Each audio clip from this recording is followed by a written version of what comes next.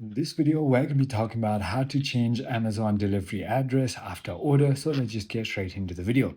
Well, you can easily go ahead and do that through your orders on your desktop. However, sometimes mobile only shows or allows cancellation. So in order to go ahead and do it, you'll need to go ahead and open it through a browser. So simply on a browser, simply go ahead and search for Amazon.com.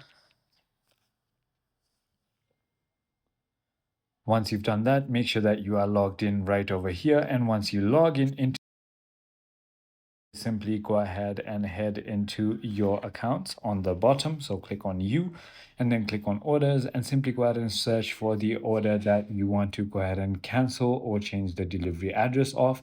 And then there's going to be a little button called change or change your address or change next to the shipping address. Once you simply go ahead and change it, that is about it. I hope this video clarifies everything for you. If you have further more queries, feel free to comment down below and I'll see you on the next one.